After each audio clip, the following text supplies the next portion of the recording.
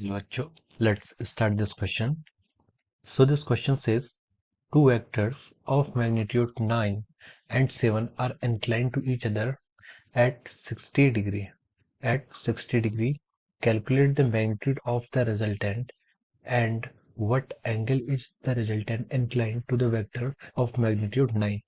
तो बेसिकली ये जो आपका क्वेश्चन है, ये क्वेश्चन आपका कहाँ से लिया गया? ये क्वेश्चन आपका वेक्टर एडिशन की प्रॉपर्टीज पर बेस्ड है। तो जो इस क्वेश्चन का आपका की कॉन्सेप्ट है, इस क्वेश्चन का आप की कॉन्सेप्ट लिख सकते हैं।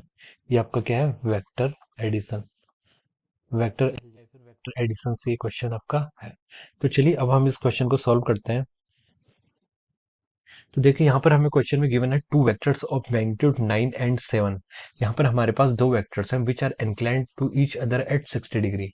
तो हम क्या करते हैं, सपोज करिए ये आपके दो वेक्टर्स है। इस वेक्टर को मान लीजिए ये वेक्टर आपका क्या है? ए वेक्टर है, और ये आपका क्या है? वेक्टर बी वेक्टर है। अब यहाँ पर मैं बोल रहा हूँ कि the magnitude of A vector is equal to the 9 and magnitude of the B vector is equal to the 7। ये आपका 7 है। अब उनसे बोला कि they are incline to each other at an angle of 60 degree. उन दोनों के बीच में जो एंगल है वो कितना आपका 60 डिग्री, ये आपको क्वेश्चन में गिवन है। सो calculate the magnitude of the resultant. अब हमें इसके क्या रिजल्टेंट का मैग्नीट्यूड निकालना है। तो देखिए जो भी इसका रिजल्टेंट वेक्टर होगा, let this is R vector, इसका अगर हमें मैग्नीट्यूड निकालना है तो हम लिख सकते हैं the magnitude of resultant of R vector is equal to the A square plus B square plus 2ab cos of your theta. तो ये क्या होगा? आपका रिजल्टेंट वेक्टर इस तरीके से निकलेगा। तो चलिए अब हम इसमें वैल्यूज पुट करते हैं। देखिए ए यहाँ पर कितना है? 9 है, तो 9 का स्क्वायर कितना हो जाएगा? 81 प्लस बी कितना है? 7 है, तो 7 का स्क्वायर आपका कितना हो जाएगा? 49 प्लस 2 इंटू ए कितना है? अगेन 9, और बी कितना है? 7 इंटू और फिर कॉस थीटा। यहाँ पर थीटा कितना है? 60 डिग्री, तो यहाँ पर कितना जाएगा आपका? कॉस 60। तो अब हम इसको फर्दर सिंप्लीफाइड करते हैं।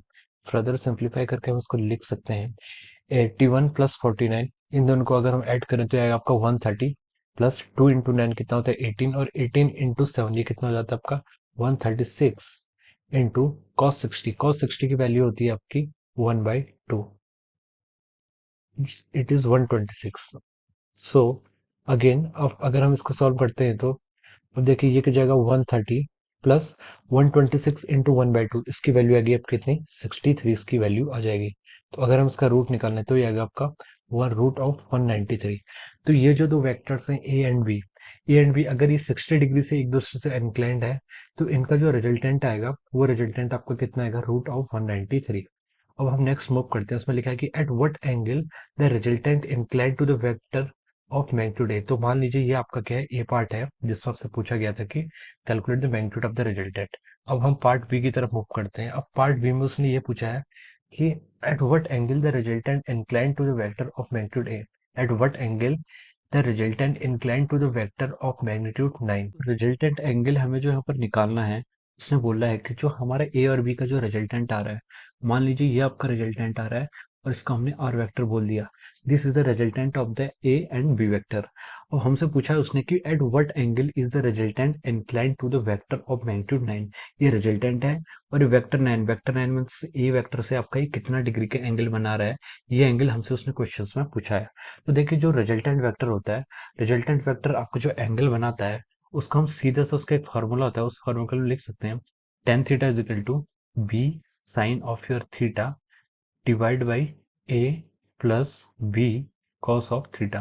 तो ये क्या होता है? आपका जो रिजल्टेंट वेक्टर होगा वो बेस वेक्टर ए से जितना एंगल बनाएगा उस एंगल को हम यहाँ से ऐसे कैलकुलेट कर सकते हैं। तो चलिए अब इसको आगे सॉल्व करते हैं। तो हम लिख सकते हैं कि tan theta is equal to B sine theta. यहाँ पर आपका बी कितना है? 7 इंटू साइन थीटा साइन 60 की वैल्यू कितनी जाती है? √3/2 divide by A plus B cos theta. यहाँ पर हमारे ए कितना है? हमें 9 गिवन है, plus B cos theta, B की वैल्यू कितनी? 7 है, कॉस 60 की वैल्यू कितनी हो जाएगी आपके यहाँ से? 1/2 आ जाएगी। तो चलिए अब इसको आगे सिंप्लीफाई करते हैं। 7√3 divide by 2 whole divided by 9 plus 7/2।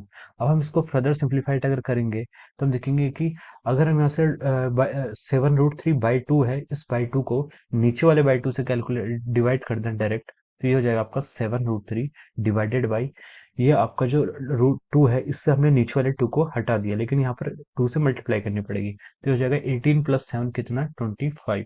तो ये आपका क्या आ जाएगा, 7√3, ये आपका क्या आ गया, एंगल। तो जो आपका टेन थीटा आया है वो कितना आ गया, 7√3/25।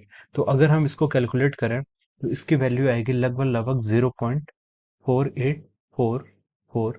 तो हम लिख सकते हैं जो आपका थीटा आएगा, आपको यहाँ पर सिर्फ एंगल निकालना है, तो an theta is equal to tan inverse of your 0.48, ये आपका क्या जाएगा, एंगल आ जाएगा।